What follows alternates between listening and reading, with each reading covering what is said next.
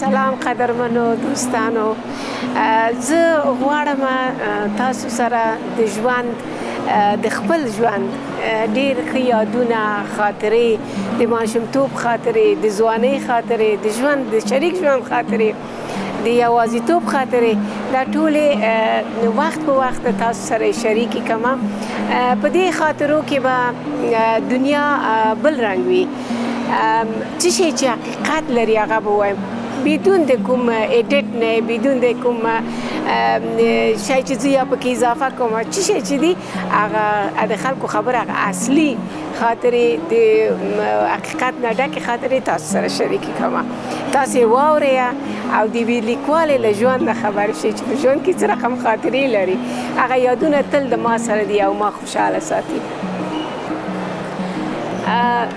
ښه مې یادېږي، ټولو انسانانو ته به یادېږي، لکه چې څوک اول شی چې د ټولو انسانانو نه هېرېږي هغه اوله ورځ مکتب ته تلل دي، چې سړی ښوونځي ته ځي، یو نوی پړاو شروع کېږي د ژوند.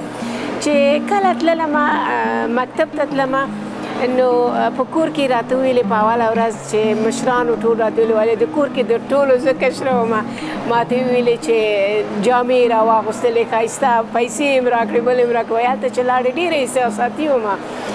نو چې هلته وایي لاړلې نو ولې ما په کور کې پښتو ویلې، نو هلته مکتب په دري ژبه باندې و، یعنې په درسونه په وخت په دري ژبه باندې و.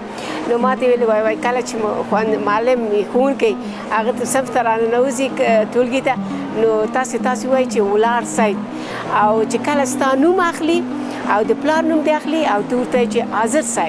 کله چې مکتب ته لاړم نو مکتب نوی و، هر څه راته لږ لږ به له ښوونکي نه هم ډارېدم. هغه ښوونکې مې دی که څه هم ډېره مهربانه او خدای دې اوس وبخي مړه ده. نو چې ټولګي کې ومه چې د ما نوم یې واخیسته، ولاړ سید خو نورو ویلې هغه مې یاد کې نه و.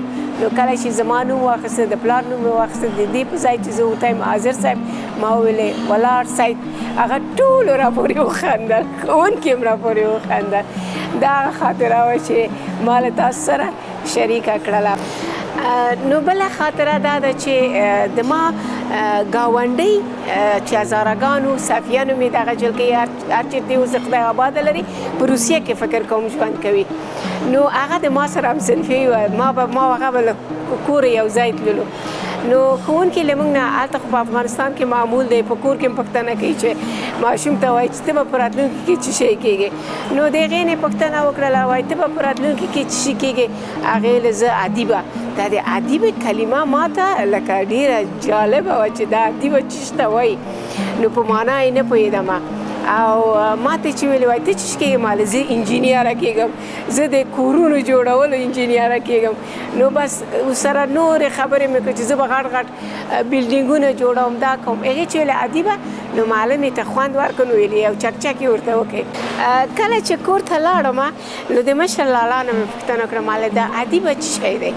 هغې راته ویلې ادیبه دې ته وایي چې اصلا ښځې ته ویل کېږي چې لیکوالی یا لیکوال وي. دا نه وینې کتابونه دي، ناولونه دي، تلویزیون کې سریال نه وینې، دا سریالونه ټول د کتابونو نه، ناولونو نه جوړ شوي.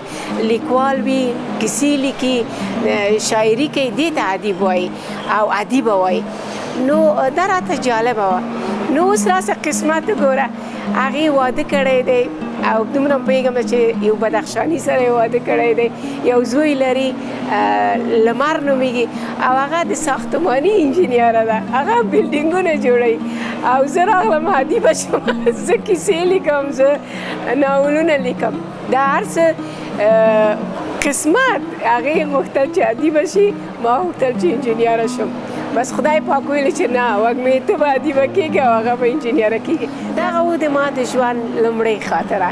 تاسو سره مې شریکه کړله. تاسو هم په کمنټونو کې یو نیم خاطرې شریکې کړئ. زه مینه لرم د تاسې خاطرې وګورم چې تاسو څه در باندې تېر شوي دي. هېڅکله مه شرمېږئ، مه ډارېږئ، حقیقت وړاندې کړئ. حقیقت خلک خوښوي. په دې هیله چې د تاسې خاطرې زه تاسې ولیکئ او زه یې ولولم.